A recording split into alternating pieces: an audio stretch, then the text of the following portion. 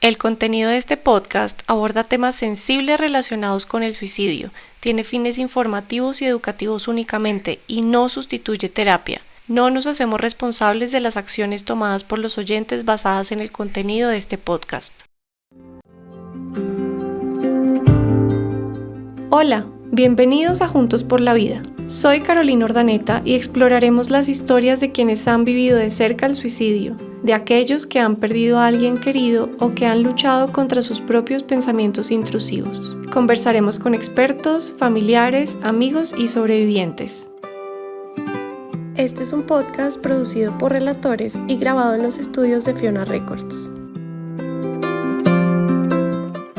Hola a todos, bienvenidos a mi podcast Juntos por la Vida, un podcast de prevención al suicidio, y hoy quiero contarles un poquito por qué creé este podcast, quién soy y de qué se va a tratar este podcast en todos los episodios que sigan para que nos acompañen.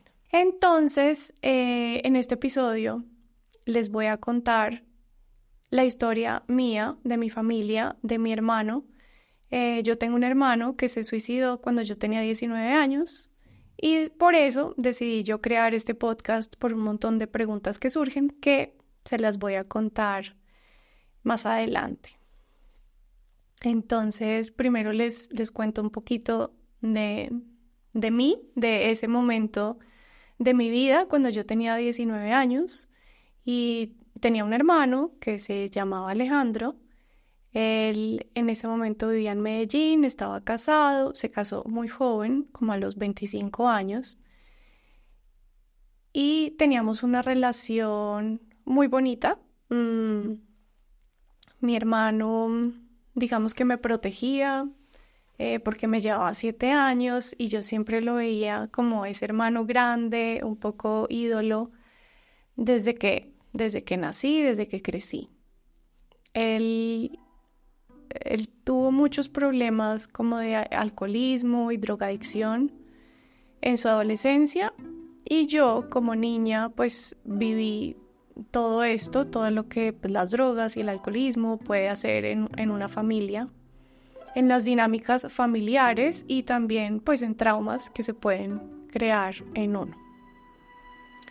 Él ya llevaba bastantes años limpio, no recuerdo si 4 años o 5, no sé bien, no me acuerdo, pero yo un día estaba en el colegio, yo estaba en mi colegio y llamé a una persona que se llama Dioselina, que se le había muerto su hijo. Entonces la llamé a darle el pésame y cuando la llamé y le dije, hola, Dioselina se llama, hola Diosita, ¿cómo estás? Y ella lloraba y me decía, lo siento mucho, y yo siento mucho lo que estás viviendo, y me decía, sí, yo también siento mucho lo de tu hermano, y yo, ¿cómo así? Y entonces ella, ay, no, usted no sabe nada, no, llame ya a su familia, y cuelga el teléfono. Y me quedo yo en el colegio un poco como, ¿qué está pasando acá? Y entonces me pongo a llamar a la esposa de mi hermano, no me contestaba, a los familiares de la esposa de mi hermano, nadie contestaba, mi mamá estaba de viaje, el celular apagado, llamaba a mi papá, no contestaba, yo corría por todo el colegio, no entendía qué estaba pasando, hasta que me contestó como una prima de la esposa de mi hermano y me dijo, es que tu hermano se accidentó en la moto. Ella no pudo decirme lo que ha pasado, me dijo, tu hermano se accidentó en la moto. Y yo, pero ¿cómo está? Pero yo corría de un lado para otro en el colegio. Quería salir del colegio, no me dejaban salir. Me decían, ya tu papá está viniendo por ti. Llegó mi papá a recogerme. Y todavía yo no entendía, nadie me decía lo que había pasado. No sé ni quién me contó, yo no me acuerdo. Eso hace el cerebro bloquea momentos traumáticos en la vida de uno. Yo no me acuerdo quién me contó, ni cómo, que mi hermano se había suicidado. Y estaba en Medellín y entonces tenía que ir mi tío y alguien más a Medellín para hacer las vueltas que tocara hacer. Mi mamá estaba en Europa y entonces ya le habían dicho a mi mamá, no lo de mi hermano, sino que la suegra estaba enferma y que se tenía que regresar para que mi mamá no tuviera que pasar todo un vuelo desde Europa a Bogotá pensando en que su hijo pues se había suicidado. Entonces ella todo el vuelo consentía a su esposo pensando que era la suegra la que estaba enferma. Cuando llegó mi mamá a la casa, después del largo viaje, no sé por qué también alguien asumió, yo no me acuerdo que era yo la que tenía que contarle a mi mamá. Entonces yo me acuerdo en el cuarto con ella, y ella, ¿qué pasó? ¿Qué pasó? Y yo, Alejo se murió. ¿Cómo así? ¿Cómo así? Ya le habían contado en el camino que Alejo se había muerto, pero no que se había suicidado. Pero ¿cómo se murió? ¿Cómo se murió? Y fui yo la que le dije como se suicidó.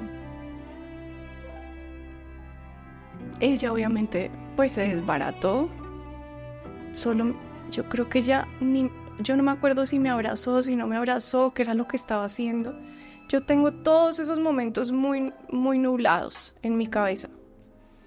Pero lo que quiero contarles hoy y transmitirles a ustedes no es como eso que sucedió ahí, sino lo que pasó después, lo que puede pasar después de un evento traumático como estos.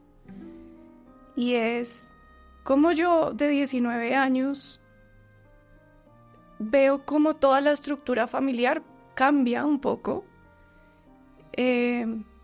Asumo yo un rol que no me tocaba asumir y que nadie me pidió que yo asumiera, de cuidar a mi mamá y en partes a mi papá.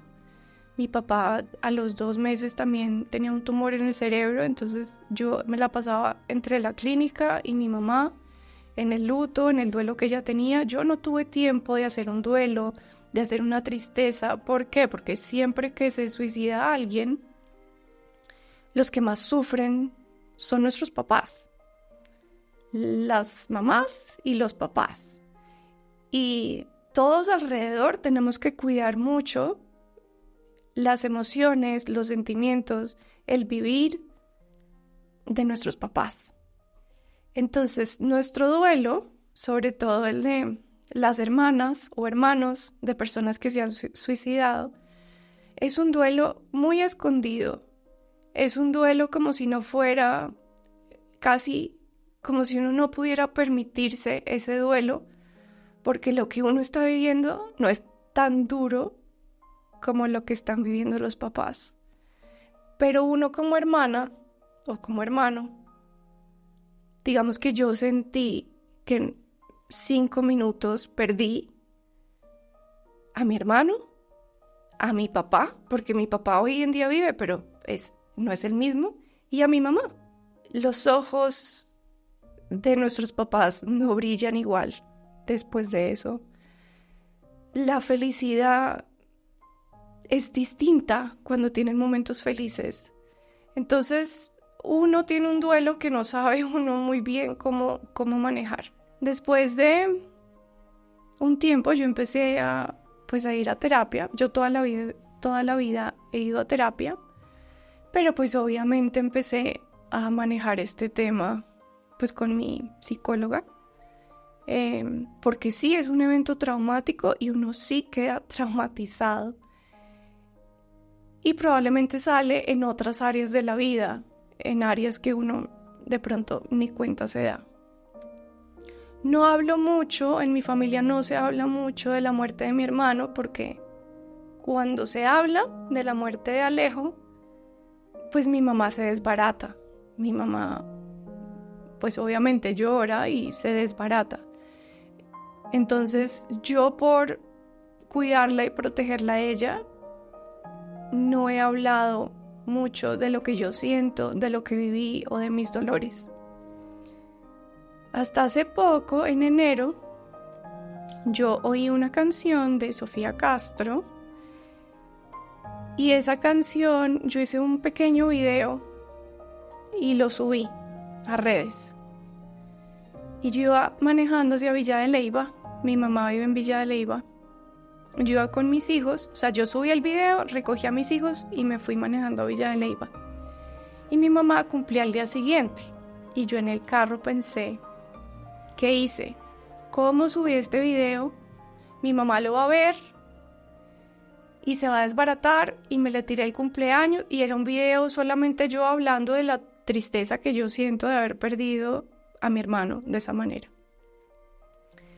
Yo dije, cuando llegue a Villa de Leyva voy a borrar ese video. Y llegué, y en el transcurso de, yo no sé, 2 horas o 3 horas, lo que ha pasado, ese video ya tenía más de 1 millón de views, tenía miles de comentarios de personas diciéndome, yo me siento así, yo me quiero morir, otros diciendo, yo tampoco sé cómo ayudar. Mejor dicho, seguían los comentarios y yo no sabía. Yo dije, ya no lo puedo borrar porque muchas personas están pidiendo ayuda por este medio. Pero lo que hice fue bloquear a mi mamá en redes para que ella no pudiera ver el video en ningún lado. Ahí en todos los comentarios las personas decían que no llamaban a las líneas de ayuda porque cuando habían llamado en el pasado los dejaban horas, no sé, en el teléfono y nadie los atendía, o que las personas se oían muy robóticas cuando les contestaban, o que los habían internado en un centro psiquiátrico y luego cuando les habían dado salida no les ponían una cita de control en 3 meses. Y me di cuenta de pues la gravedad que tenemos como sociedad en este momento, porque dicen que se suicida una persona cada 3 segundos en el mundo y sabemos muy poco al respecto. Una amiga mía se me acercó en esos días y me dijo, Caro, a mí se me suicidó mi hermano hace mucho tiempo, hace 30 años, y yo empecé a hacer un duelo hasta hace muy poquito.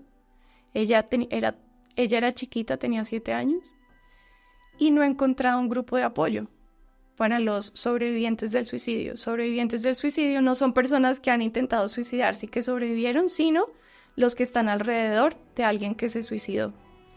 Y no ha encontrado en Colombia un grupo de apoyo y que tenía mucho por sanar, por trabajar, por gestionar.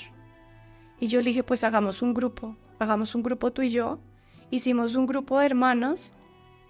Por el otro lado, empecé también a formar grupos de personas que me escribían por Instagram diciéndome que tenían pensamientos suicidas, y traté de buscar otras personas que quisieran ayudar. Y por eso el proyecto se llama Juntos por la Vida. Porque la idea es juntar a personas que necesitan ayuda con otras que quieren ayudar, sin necesidad de que sean psicólogos, terapeutas y demás, porque yo pienso que cualquier persona en el mundo puede ayudar a otra persona que lo necesita, desde su corazón, con su compasión, con su sabiduría interna, cada quien.